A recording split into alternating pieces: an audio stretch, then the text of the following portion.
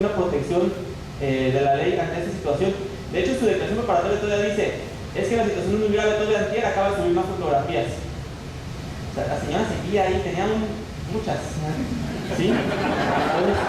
Entonces, ese tipo de cuestiones, efectivamente un defensor las puede tomar y ponderar, ¿sí? Para efecto de que la ley o el juez sea benévolo, o incluso en una cuestión de un criterio de oportunidad o en una negociación, en un método alterno de solución de controversia, para que haya una salida alterna, pues, y que no haya una sanción como tal, pues, creo por justicia, ahí también.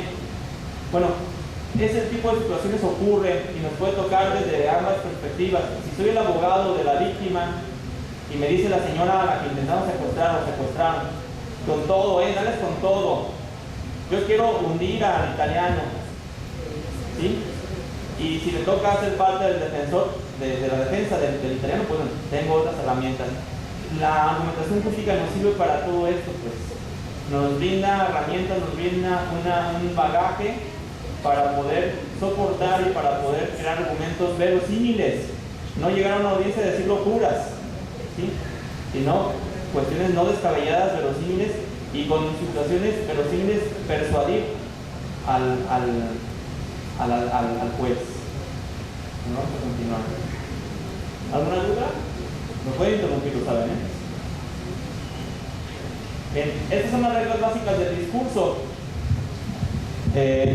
Muy lógicas, pero que muchas veces se nos olvida tomarlas en cuenta. Ningún hablante puede contradecirse. Si digo una cosa, si hoy digo que esto es negro, continúa siendo negro mañana y siempre. Lo que estoy diciendo tiene que ser congruente y no me puedo contradecir. Todo hablante solamente puede afirmar aquello que él mismo cree. Cuando yo digo algo es porque de verdad lo creo, porque de verdad lo asumo como una perspectiva personal, o por lo menos puedo hacer como que lo creo. Si no estoy de acuerdo con que mi cliente haya cometido el delito, bueno, tengo que darle el voto de fe para que hacer como que lo creo y actuar con esa convicción ante la audiencia. No puedo yo mismo como defensor hundir más a mi cliente, pues sería absurdo, ¿no? Ese es el principio de congruencia y que tiene que ver con las pautas del lenguaje. Si le doy un significado, un predicado F a un objeto A, se lo tengo que dar siempre de esa misma forma, ¿sí? A otro objeto igual. Es un principio de congruencia y ocurre mucho, muchachos, que juzgamos una situación de diferente manera, todo depende de la persona, ¿sí? Si yo juzgo a alguien por haber hecho cierta conducta, fulanito le puso el cuerno a su esposa, malo, muy malo, terrible, ¿cómo es posible? Él es un animal, ¿sí? Y luego otra prima le puso el cuerno a su marido. No, seguramente no estuvo mal porque se lo merecía. Por algo lo hizo, seguramente él se lo buscó. Hay un video que hicieron y que por ahí andaba circulando en Facebook de un hombre que estaba golpeando a una mujer. Fingía que la golpeaba, pues, pero era una situación. Y apenas le había casado de dar 2 o 3 sopapos cuando luego le cayeron encima y tratar de separarlo para que no la siguiera golpeando. Y luego esa misma situación se repitió, pero esta vez la mujer estaba golpeando al hombre. Nadie se metía. Nadie. De hecho, pasó un tipo y le dio 2 sopapos a él. Así como que, qué bueno, por algo te están golpeando, seguramente te lo mereces. Es violencia injustificada de cualquier forma y sin embargo actuamos con prejuicios, pues. ¿Sí? Se está violando este principio de congruencia.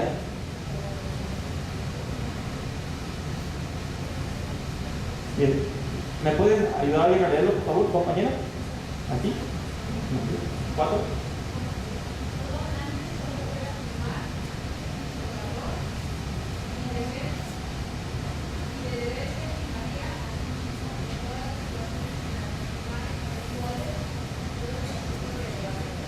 Aplica también que nosotros pensamos que ciertas reglas no son para nosotros, pero sí para los demás, ¿sí? La regla como hablante que asumimos para otros también tiene que aplicar para nosotros mismos si nos vemos en esa situación. Una derivación del principio de congruencia. Generalmente pensamos que nosotros somos la excepción. Sí, lo hice, pero es que esta vez es distinto. Sí, es distinto porque tú lo hiciste. Por eso es distinto, pero no deja de ser similar. Y pensamos que la regla rige para nosotros, ¿no? Vamos, somos paladines de la justicia y nos quejamos y nos indignamos cuando alguien comete un acto de corrupción, pero cuando nos toca a nosotros lo hacemos de manera cínica. Ah, es que no es para tanto, no. Bueno, así como criticabas el acto de corrupción de otros, así como criticas que el gobierno roba, tú también estás llevando a cabo esta conducta, ¿no? Y no se justifica porque esta vez tú lo hiciste. También tiene que ver con el principio de la lógica, la quinta, ¿no? Distintos hablantes no pueden usar la misma expresión con distintos significados. Un principio de pauta del lenguaje. Tiene que haber pautas únicas, no de distintos significados. El significado de acto erótico sexual no puede ser distinto para un caso ni para otro. Tiene que ser el mismo, porque hay un principio de generalidad, ¿no? Y la ley además es abstracta, no es casuística. La ley no puede establecer casos, ¿sabes? Cuando sea una niña de 8 años, cuando sea esto, cuando sea otro, no. La ley es general y abstracta y establece reglas así. Un segundo grupo de reglas del discurso son ¿quién me ayuda a leer? ¿Sí?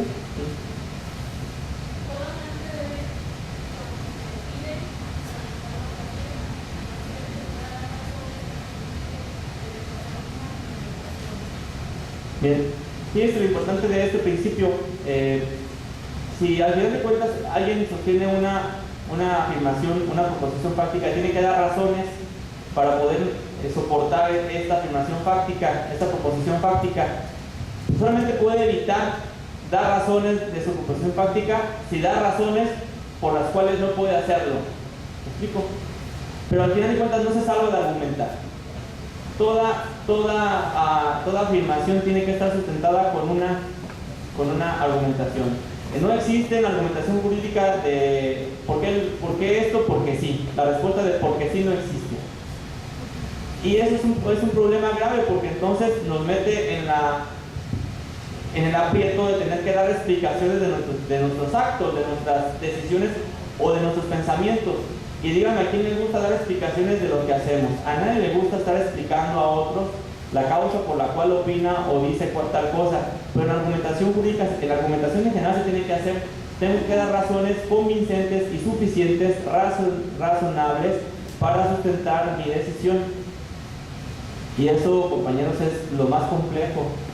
Porque, como repito, puedo tomar partido por determinada cosa. Puedo decir, estoy de acuerdo en que se les prohíba a los homosexuales el derecho a vincularse, ¿no? A tener un matrimonio o a adoptar. Bueno, ¿cuáles son tus argumentos entonces para ello? Y argumentos lógicos, no nomás argumentos aún más subjetivos que la propia opinión, ¿no? Lo difícil incluso no es tampoco que yo argumente, porque puedo argumentar por argumentar. El punto es que mi argumento se apegue a la razón, se apegue a la lógica, y a una lógica general que sea válida. La importancia de la argumentación es que el resultado del discurso, es decir, la tesis que prevalezca, porque al final de cuentas una de las tesis va a prevalecer, una de las opiniones va a prevalecer, esa tesis es válida para otras situaciones y crea un precedente, y ese precedente va a regir en situaciones similares, sin excepción. Y este es un principio de igualdad muy importante. Todo aquel que pueda hablar puede debatir. Todo aquel tiene derecho a debatir, toda persona tiene derecho a debatir mientras pueda hablar. Y sobre todo, todo se puede problematizar. Cualquier tema, incluso, fíjense, una cosa tan sencilla, aparentemente como lamer los dedos de una niña, es sujeta de bastante debate. No se digan otras cuestiones. ¿Sí? Todo se puede problematizar con ganas de hacerlo y además con argumentos. Todos tenemos derecho de expresar opiniones, deseos y necesidades. Insisto, con argumentos. Si sostengo argumentos que justifiquen mi opinión, mi deseo o mi necesidad. Además, a ningún hablante se le puede obligar para que no emita una opinión o para que omita cierta opinión determinada. No hay coerción, no existe la coerción en la argumentación jurídica. Todo argumento tiene que ser completamente libre, sin motivos de opresión y sin motivos de coerción. Entonces rigen muchos principios del derecho: igualdad, ¿sí? Equidad, congruencia, libertad.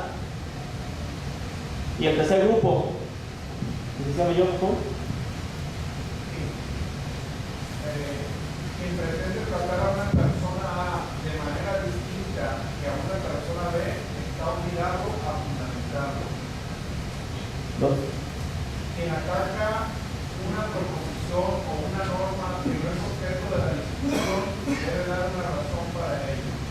Bien, recordemos que hay un principio de igualdad y si voy a establecer una excepción, si voy a decir que hay una excepción para determinado sujeto y que a ese sujeto le deje cierta excepción, es decir, que se tiene que castigar a ese individuo en particular de que lamió los dedos de la niña a él pero no a otro, entonces estoy obligado a fundamentarlo.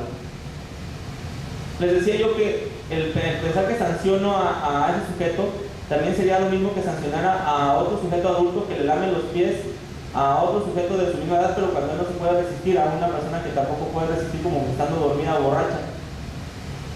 Y si doy razones para decir que entonces que el que lame los pies de un adulto dormido no tiene castigo y el otro sí, entonces tengo que dar razones para decir por qué sí, por qué no, por qué establezco una excepción a la regla. En un momento dado se reincidiera esta persona que lamió los dedos de la niña, ¿puede argumentar que tiene el permiso legal de volverlo a hacer? No, el principio de non bis in idem rige para hechos particulares. No, es muy probable, y como les decía hace un momento, que vuelva a ser consignado y que esta vez el mismo juez haya cambiado de opinión. Es posible que otro juez, en esta ocasión haya otro juez, es posible que incluso la víctima o las circunstancias sean distintas. Es muy probable que las circunstancias sean distintas. Es muy probable que la segunda vez lo haga con la niña solas o que sea su propia hija. Es decir, ciertos detalles a veces dan lugar a pensar de manera distinta. Pero entonces él no va a generar precedente. El juez, vamos, las decisiones de un juez de primera instancia, saben ustedes que no son vinculantes, no generan un precedente como una tesis. Sin embargo, puede servir como criterio orientador si el juez emitió argumentos lógicos. Si la decisión del juez es muy pobre, pues no me va a servir de nada a mí como defensor para sostener la defensa del sujeto en el nuevo hecho. No me sirve de nada. Pero ¿qué tal si la primera decisión en donde el juez decidió absolver a mi cliente, la primera vez, la resolución emite argumentos muy amplios y muy elocuentes? Esos mismos argumentos puedo yo tomarlos como herramienta, como criterio orientador para el segundo caso, pero no tiene una especie de autorización fáctica para ello, de ninguna forma. Es como si usted resultara absuelto de un homicidio siendo incluso responsable por un tecnicismo legal. Ocurre bastante que por un tecnicismo legal, una persona que cometió un homicidio y que está plenamente reconocido que cometió un homicidio sale libre. Muchísimos casos. Y sin embargo, vuelve a cometer otro homicidio, pues por supuesto que va a ser condenado, si esta vez no se cometen esos mismos defectos. ¿Sí? Lo importante de las ocasiones, imagine usted que le toca defender, sería bueno, por ejemplo, que usted fuera defensor de una situación como esta, que usted para poder llegar a obtener la libertad de su cliente se puso a investigar muchos temas sobre el tema de lo que significa acto erótico sexual, sobre las zonas erógenas, sobre la condición de la víctima, todos estos temas sobre los principios de principio de presunción de inocencia y de exacta aplicación de la ley por encima del principio de interés superior del menor, etcétera, etcétera, y lo tiene usted ahí, y luego le toca defender, que ocurre, a una situación un poco parecida. Usted ya tiene 80% del trabajo hecho y le va a servir como sustento jurídico para facilitar, porque ya tiene usted mucho más claro los conceptos esta vez. Por eso conviene que la primera vez que hacemos un asunto de esta especie lo hagamos con pasión y con profundidad, porque es muy probable que después nos toque una situación similar o incluso estar en la parte contraria y ver que el argumento de la defensa esta vez es muy pobre. Sí, bueno, yo conozco los puntos frágiles de este problema porque lo analicé con tal profundidad que encuentro sus huecos. Yo fui tan hábil cuando argumenté a favor de mi cliente que no hice ver esos huecos. Solamente me dediqué a atender su no culpabilidad. Sin embargo, sé cuáles son los puntos flacos de ese argumento y lo conozco. Eso es muy común, eso pasa muy común como litigantes. Analizamos un caso, por ejemplo, de tentativa de homicidio y conozco cuáles son los puntos flacos, los puntos fuertes de una situación de tentativa de homicidio. Y yo sabré cuándo los puedo usar y cuándo no, depende de lo que me convenga. ¿Sí?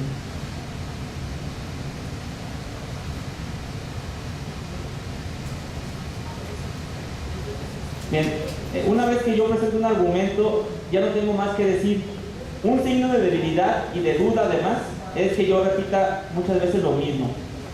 Si yo sostengo un argumento y lo repito, y lo repito, y lo repito, cada vez que lo repita estoy haciendo que mi argumento se vaya debilitando más y más, porque estoy mostrando un signo de debilidad y de duda, además.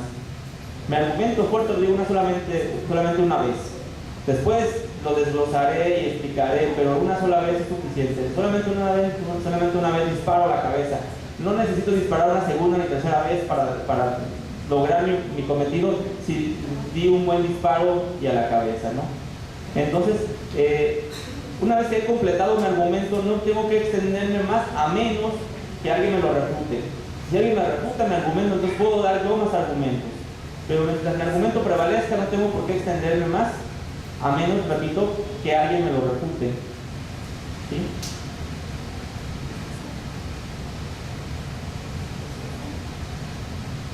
Es muy común, y sobre todo en el tema de la retórica, que yo en mis argumentos emito opiniones, deseos o necesidades. Somos subjetivos, nos desviamos del tema, de repente introducimos cosas que no vienen al caso y emitimos opiniones. Podemos decir, no, es que no es justo, señor juez. Cuando un abogado litigante en una audiencia diga, no es justo, señor juez, ya ahí está mostrando debilidad en su argumento, porque entonces está valiéndose de una falacia lógica que se llama ad misericordiam, que es, por favor, ayúdenme, ¿sí?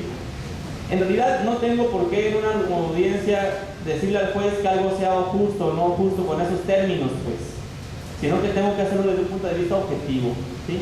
Y además asumirme mi argumento. La víctima puede decir que algo no es justo o no es justo, por supuesto que la víctima ha hecho es escoger si está presente en la audiencia. Hasta yo puedo decirle como abogado asesor jurídico que diga eso en la audiencia para causarle cierta condolencia, cierta tristeza al juez. Pero no puedo hacerlo yo como litigante, ¿sí? Suplicarle al juez que haga justicia, sino que no puedo suplicarle, debo exigirle que haga justicia, exigirle con argumentos lógicos. Pero mi pregunta, mi gran pregunta, que es la proposición fáctica con la que yo inicio mi discurso, no es una súplica, se va a convertir en una exigencia, porque lo voy a decir con toda seguridad. Mi cliente no es culpable, señor juez. No voy a decirle, señor juez, no es justo que lo condene, porque ahí pues no es argumentar, pues. Y si emito un deseo, una opinión, una cuestión muy subjetiva, tengo que dar razones por las cuales entonces te opino de esta forma, y ahí me voy a meter en un aprieto, porque cómo sostener con argumentos lógicos, verosímiles, plausibles y con razones una opinión personal o un deseo personal es muy difícil, y eso me mete en un gran aprieto. Les voy a platicar una anécdota. Cuando yo estaba en la preparatoria, unos amigos reprobaron matemáticas, yo no, unos amigos, y reprobaron una y otra vez los exámenes extraordinarios, etcétera. Estaban en su última oportunidad, y el maestro de matemáticas que nos daba clases, muy buen profesor, Alonso, se apellidaba un apellido Alonso, dijo, ¿saben qué? Ya estoy cansado de verlos aquí ustedes, ya quiero que aprueben, ya me tienen harto, ya quiero que pasen. Ustedes pongan un solo problema, el que ustedes quieran, ponen una ecuación, la que ustedes quieran, y la van a resolver. No, pues la mayoría de mis amigos pusieron A más B igual a C o algo así, o sea, una ecuación de lo más sencilla posible con 3 elementos. No, hubo uno que se aventó una ecuación así larguísima, larga, y no la podía responder, y reprobó. Tenía toda la libertad para hacerlo sencillo, y sin embargo él mismo lo complicó. Pues nos ocurre en la argumentación, muchachos.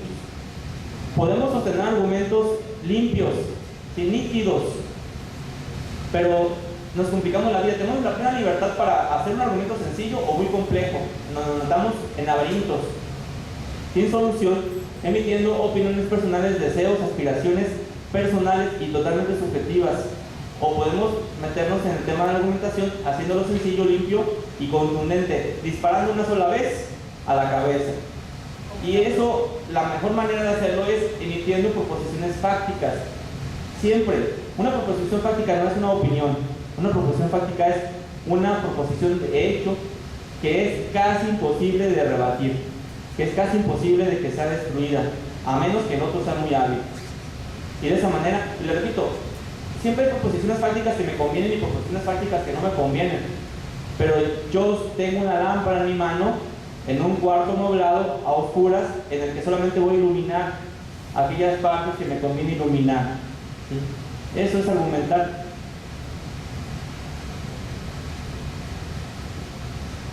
Bien, esto me gusta, el problema de la argumentación, muchachos.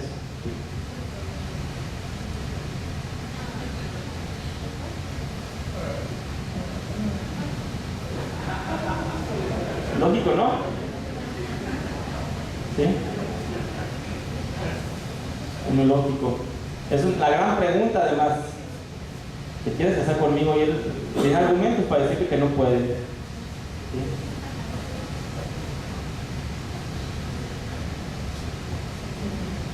Bien. Vamos a analizar ya por último este tema que habla del modelo de Turing. Turing es fundamental para ayudarnos a construir un buen argumento, y este tiene que ver con cómo construir un argumento. Ustedes conocen el silogismo lógico, ¿sí? Que se compone de una premisa mayor, una premisa menor más una conclusión. Es muy simple, suena simple, pero no es tan simple de vez en cuando. Bien, Turing toma el silogismo lógico de premisa mayor, premisa menor y conclusión y lo desglosa y lo hace un poco más amplio, pero lo puede aplicar, se puede aplicar perfectamente en el derecho, lo amplía y lo mejora, pero no deja de ser un silogismo mucho más completo. Y vamos a ver en qué consiste el silogismo lógico o el modelo de argumentación de Turing. Y dice Turing, el argumento se compone de 4 partes: la pretensión, la razón, la garantía y el respaldo. El tema del silogismo es muy interesante porque todo argumento se compone de silogismos. Es decir, yo comienzo con un silogismo y digo, el artículo 233 del Código Penal establece que robo significa esto. Es una premisa principal, es una premisa mayor. Luego digo, Juan Pérez se introdujo al inmueble y se apoderó de un DVD y salió corriendo con él. Premisa menor. Conclusión: Juan Pérez es penalmente responsable del delito de robo calificado 233 en relación al 236 por las agravantes de robo casa habitación, si hubo violencia en las cosas o fractura además, etc. ¿Sí? Muy simple, pero a su vez esa conclusión se convierte en una premisa mayor, se convierte en una proposición fáctica absoluta. Es decir, una vez que yo resuelvo que Juan Pérez es penalmente responsable del delito de robo calificado, viene una discusión en torno a una premisa menor, ¿sí? Que es qué pena va a merecer. Es decir, un silogismo que lleva de una premisa mayor, una premisa menor, una conclusión, da pie a otros silogismos. Y en realidad un argumento grande es una mezcla de silogismos, un grupo de silogismos unidos por elementos o por lazos que a veces no creemos que lo haya, y si analizamos con calma lo hacemos inconscientemente, construimos silogismo tras silogismo, lo hacemos y los unimos. Para eso son los conectores lógicos, ¿sí? A través de palabras como por lo tanto, de tal manera, así las cosas, cabe decir, así mismo también, etcétera, ¿sí? Pero vamos a ver de qué manera desglosa el argumento Turing. Y dice la pretensión.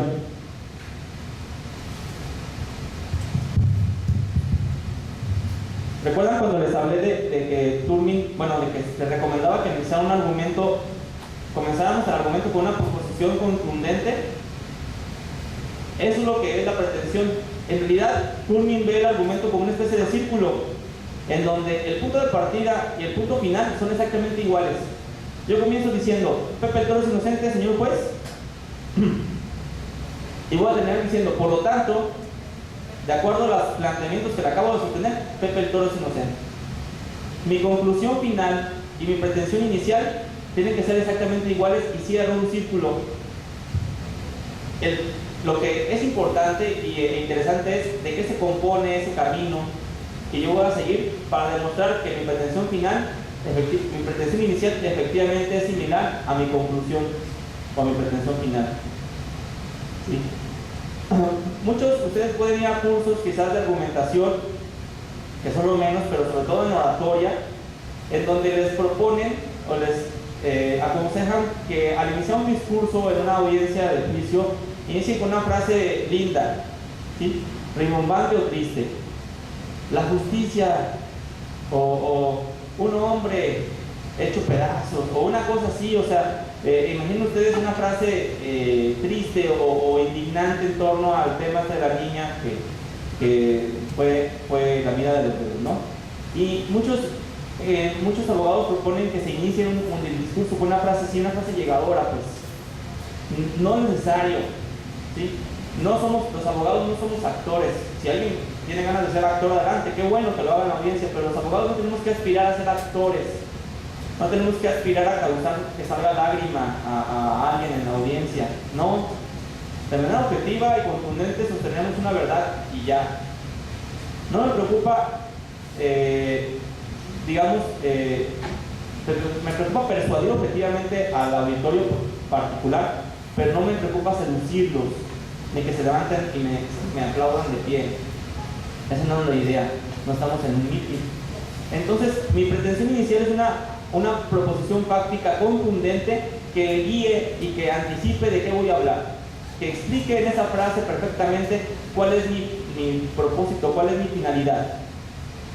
Su señoría, vengo a sostener el día de hoy que Juan Pérez cometió homicidio en legítima defensa. Listo. Y de esa manera estoy explicando todo. Su señoría, mi cliente no es culpable toda vez que le asiste el derecho a la presunción de inocencia. Es una frase corta, lo que ustedes quieran. En el caso de... Pensemos en cómo ustedes crear una frase, una pretensión inicial contundente en torno a la acusación o defensa de este sujeto que se le acusa de haber lamido los dedos de la niña. ¿Alguien quiere? Les doy un minuto para que la elaboren. La inocencia mancillada. Es una frase llegadora. Le digo, Toulmin, yo comparto la opinión de Toulmin, es que no tenemos, es una opinión, usted puede obviamente pensar lo contrario, que no es necesario pues emitir una frase subjetiva como inocencia mancillada, sino tiene que ser una frase jurídica pues que dé a entender cuál es el tema del debate. Con la pretensión inicial yo fijo la ruta, yo marco el camino por el que voy a seguir, digo, me voy por aquí, este es mi camino y de ahí no me voy a desviar. A ver, voy a dar un minuto y me gustaría escuchar algunas cosas. Pueden ser esa o el tema del homicidio de este sujeto que disparó con el rifle y le dio una cabeza a la víctima. Me gustaría escuchar pretensiones.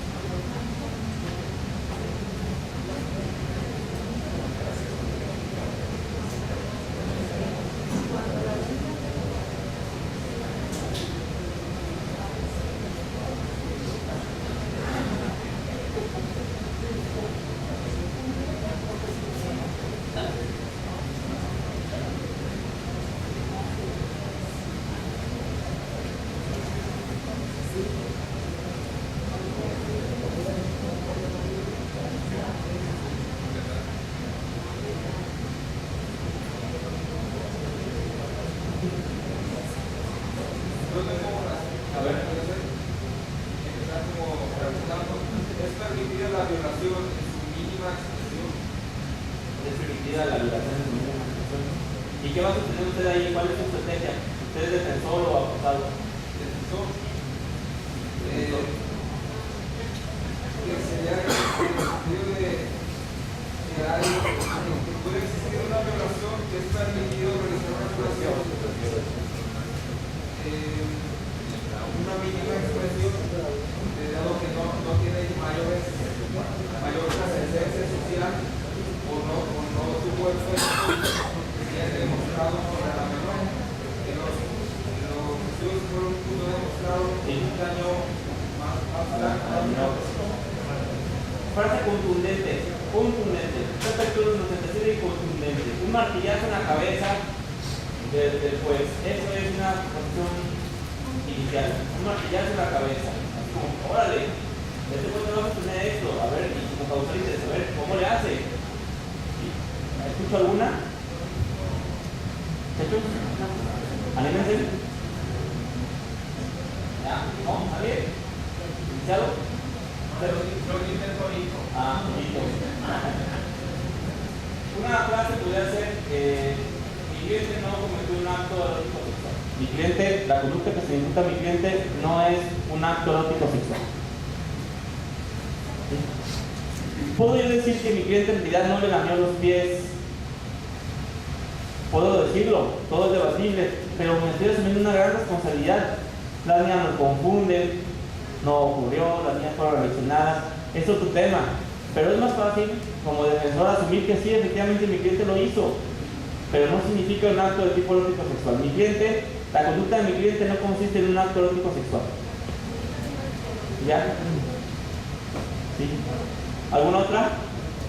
Mi cliente nunca podrá estar 2 veces en algún lugar. ¿Perdón? ¿Perdón?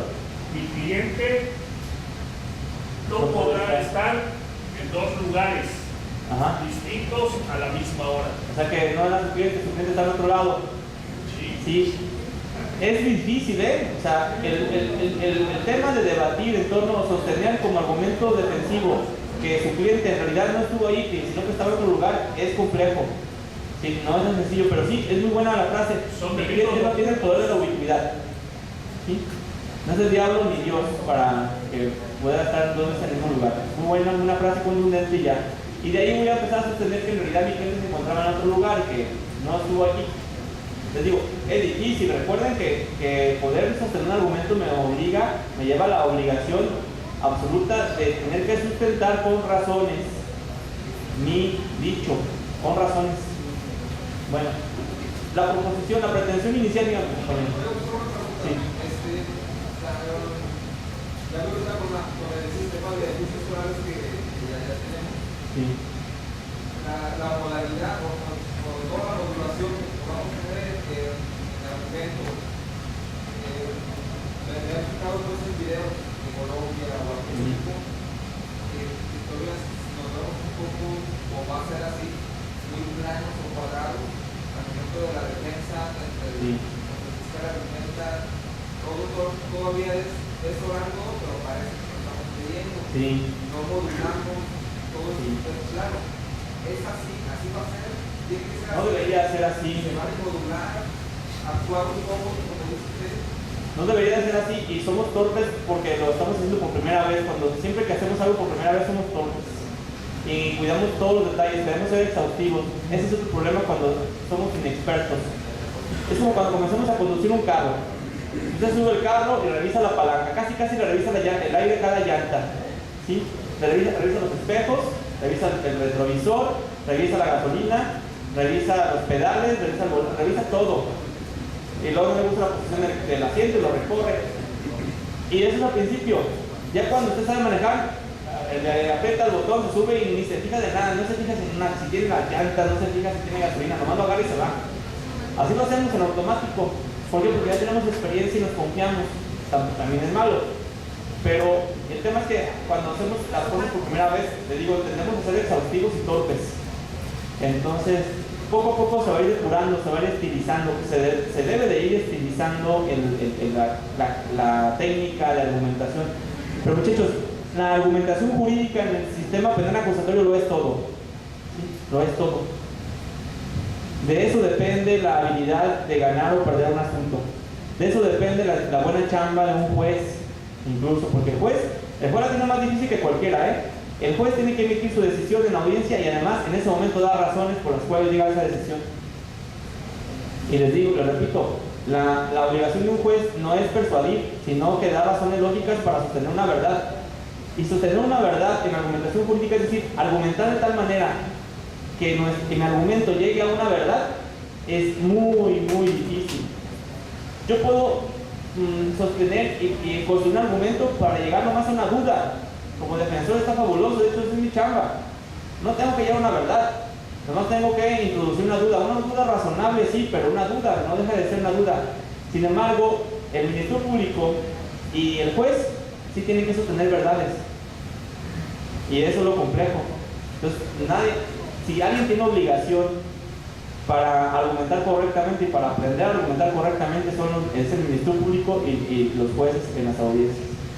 El defensor, si aprende a argumentar como lo hicieron un juez, pero en su beneficio, no, va a ser bravísimo, ¿eh? Pero te repito, la argumentación jurídica lo es todo porque combinan todo tipo de cosas, combinan el conocimiento teórico en cuanto a ley, en cuanto a doctrina, en cuanto a jurisprudencia. Tienen elementos retóricos en cuanto a la labor de convencimiento y de persuasión. Tienen la oportunidad de presentarse y dar cara ante un juez y demostrar la seguridad de un caso y la flexibilidad de platicar las cosas, de decirlas abiertamente. Y sin embargo, y por lo tanto lograr un fallo a favor. ¿Sí?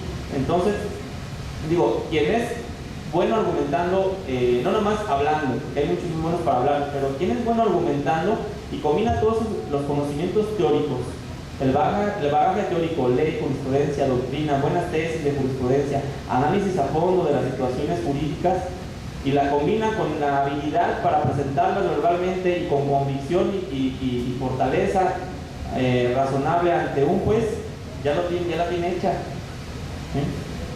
Pero para lograr eso, pues con la práctica, nada más que con la práctica. ¿Sí?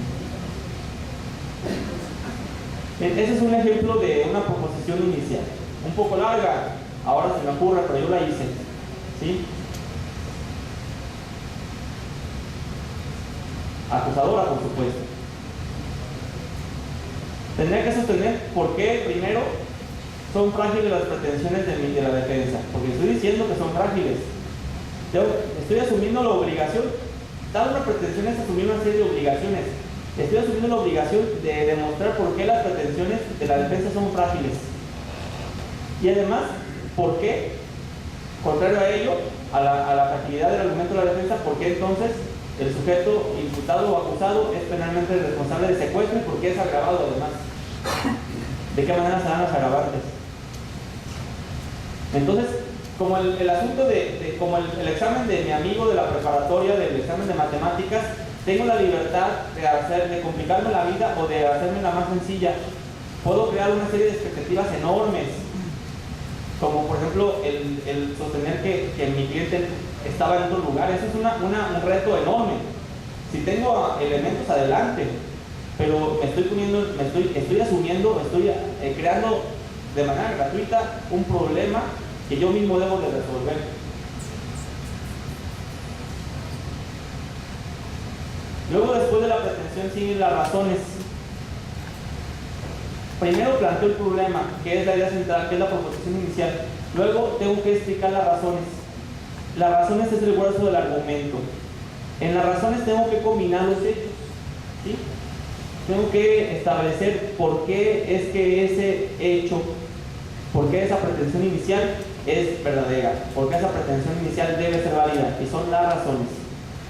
Y es lo más importante del argumento, las razones. Sería una especie de premisa menor, la proposición inicial sería una premisa mayor y las razones sería una especie de premisa menor. Tengo que explicar con hechos, de hecho tiene que ser a través de proposiciones fácticas, repito, explicar por qué es que tengo la razón, por qué es que es correcto llegar a esa pretensión.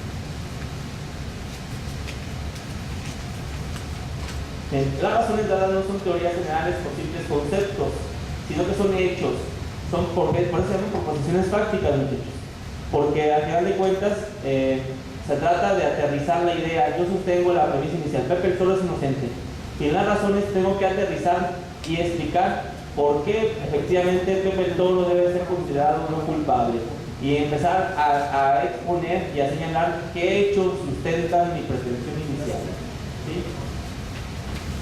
Sin embargo, las razones me van a preparar para la proposición final, pero todavía faltan otros dos elementos que vamos a ver enseguida.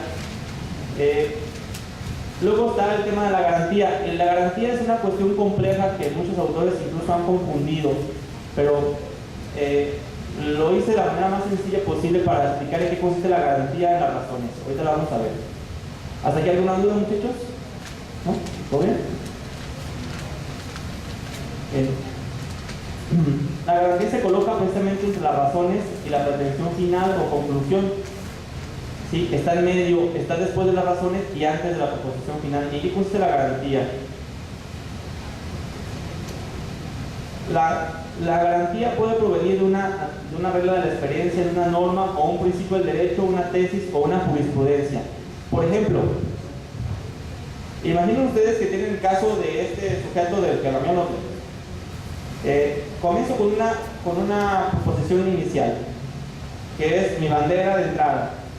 Y digo, los actos que se disputan a mi defenso no son de tipo erótico sexual, no encajan en la definición de actos eróticos sexuales. Mi pretensión inicial. Mis razones serían explicar a través de proposiciones prácticas por qué esos hechos no son el tipo erótico sexual. ¿Sí? Puedo comenzar por la proposición práctica por el hecho indubitable de que el sujeto ejecutó su conducta sobre una zona que no es erógena, tradicionalmente hablando, ¿sí? Que no es una zona genital. Mi cliente ejecutó la conducta sobre los dedos del pie izquierdo de una niña de 8 años. Zona, y puedo explicar con razones, zona que no se considera, y puedo incluso traer un libro de medicina o un libro de anatomía para advertir qué tipo de terminaciones nerviosas tienen los dedos del pie, etcétera, etcétera, etcétera, ¿sí? Podría ser, soy defensor, le digo. Si es repugnante, es posible que sea repugnante, pero soy abogado del diablo, lo hago, ¿no? Si nos toca hacer ese papel. Y después tengo que explicar las razones. La garantía sería precisamente el respaldo teórico que dé pie a que sustenten mis razones. Puede ser una jurisprudencia que explique qué es acto erótico sexual. Puede ser una doctrina de un autor que explique qué es un acto erótico sexual. Puede ser incluso una tesis en similitud de un caso similar donde un sujeto le lamió los codos a una menor y dijo el tribunal que lamer los codos no es un acto erótico sexual. Y puedo decir, así como el codo no es una zona erógena, tampoco los dedos del pie deben considerarse una zona sujeta de acto erótico sexual para satisfacer el líbido y por lo tanto no hay delito. ¿Sí? Sí. El orden es muy adecuado según Turmin. Yo establezco una pretensión inicial, que es con lo que introduzco mi discurso, luego explico los hechos, oriento y le platico al juez, porque recuerden que el juez es un ignorante, debe de serlo de los hechos, no del derecho, por supuesto, y lo oriento y le cuento al juez la historia de los hechos, y le voy explicando, pero obviamente esos hechos no van a ser hechos objetivos y no tendenciosos en mi contra, sino de alguna forma aparentemente objetivos, pero irle dando el tinte inocuo que le quiero dar como defensor. Inocuo. Le lamió los dedos, ¿qué? O sea, como con ese tipo de despreocupación. Soy defensor, claro. Sí. Sí. Puede ser. Igual, debe ser igual, ¿no?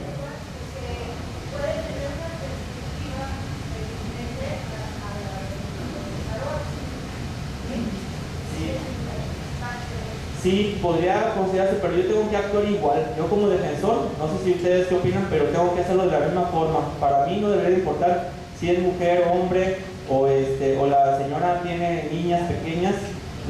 Yo parto del principio de que no debe de influir eso en su fallo, porque entonces me va a poner a pensar y a dudar, me va a afectar en mi seguridad personal. Si no, mejor no le digo esto porque es mujer, no. Además es un pensamiento misógino, creo, porque estaré considerando que las mujeres no piensan con la cabeza sino con los sentimientos, y eso es un error. ¿Sí?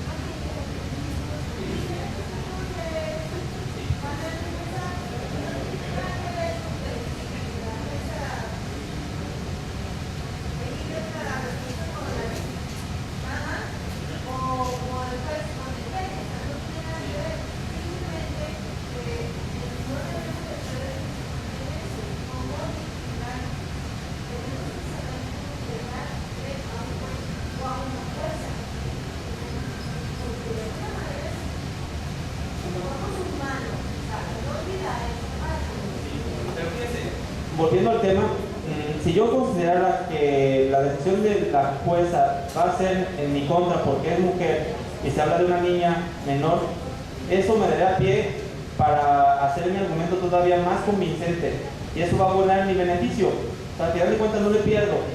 Si soy defensor y veo que la jueza puede ser hostil ante mi caso porque es mujer, les digo, yo no considero eso. Me daría pie o estaría obligado a tener que todavía presentar un argumento mucho más fuerte y prepararme con mayor atingencia y mayor cuidado, y ahí saldría ganando, porque al final de cuentas, si la jueza piensa de manera errónea, pues ya la convencí, y si no es así, pues ya lo hice tan fuerte que... Entonces, yo no creo que mi argumento deba ser preparado para si es juez o jueza, sino más bien para convencer a cualquier tipo de ser humano, considerando como lo que establecían los expertos sobre el auditorio universal y el auditorio particular. Mi idea es convencer, persuadir, que esté enfrente quien esté. Es que capaz es que hasta la mamá o los papás de la niña nos están convenciendo de que de verdad como que nos excedimos, ni siquiera es delito. Puede ser. Yo creo que ahí en esa parte es lo que tú comenzaste en la plática, pues. No es convencer al majestuoso juez, sino es el tribunal. Exacto, sí. Porque si no, entonces voy a empezar a preocuparme por quién me escucha. Y ahí digo, tengo que ser tan convincente que pueda convencer a cualquier persona que tenga enfrente. Es posible que sea un juez incluso un poco adulto, muy grande de edad, y traiga ideas muy distorsionadas. Tengo incluso que estar preparado para convencerlo a él, pues. La naturaleza de la garantía, si a lo mejor ¿qué sería preferible poner? Una norma jurídica que respaldara la cual o que valiera la justicia de este caso del acusador, o una norma de naturaleza religiosa que a lo mejor debe manifestar que la religión que profesa para ellos es como una adulación. Puede ser si se parece, de esa manera usted intenta eliminar elementos subjetivos. Si usted demuestra o intenta demostrar que lo que estaba haciendo él era un ritual de tipo religioso y que no tenía ningún sentido de reprochabilidad, es posible. Fíjese que la reprochabilidad tiene dos factores y esto es muy interesante. Uno objetivo desde el punto de vista de la sociedad hacia uno de valores sociales que tienen que ver con lo que la sociedad opina sobre la reprochabilidad de un acto, sobre un acto prohibido o permitido. ¿Qué opina la sociedad sobre que se tenga que permitir un acto o no? Eso se le llama antijuridicidad, de hecho, de acuerdo a la teoría del delito.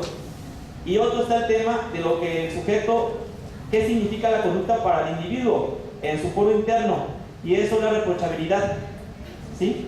La combinación de ambas cosas es lo que hace delito. Por eso el delito es conducta típica, antijurídica y culpable. La antijuridicidad tiene que ver con una reprochabilidad social y la culpabilidad tiene que ver con una reprochabilidad individual.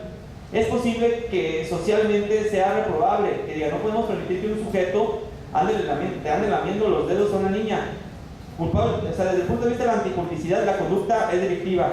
Pero si usted demostrara que el sujeto no lo hizo con mala intención, puesto que en sus convicciones religiosas, es un pensamiento muy extremo, pero que sus convicciones religiosas, ese acto es incluso un acto de adulación de la niña y que no tiene con fines eróticos sexuales, y lo demostrara, ahí eliminaría usted el elemento reprochabilidad psicológico o interno del sujeto y la conducta no sería culpable. Sería antijurídica, pero no culpable, porque eliminaría el elemento subjetivo de la conducta del activo. Es un camino, pero me parece complejo. Permítame, iba a decir alguien allá atrás. ¿Alguien allá atrás iba a opinar? ¿No? No, ya no. Ah, ok. Bien. Puede asemejar un poco a la conducta de la familia, como lo mencionan. En este caso, un factor muy palpable es el Fernández con el otro Fernández. Ah, sí. Puede asemejar. ¿Usted ha visto gente que juega llenándose de saliva la oreja, el dedo, y lo mete en la oreja? ¿Sí? Es terrible, pero es una broma. Pero alguien puede ser que tenga la perversión de que eso para él es un acto sexual que simula la cópula.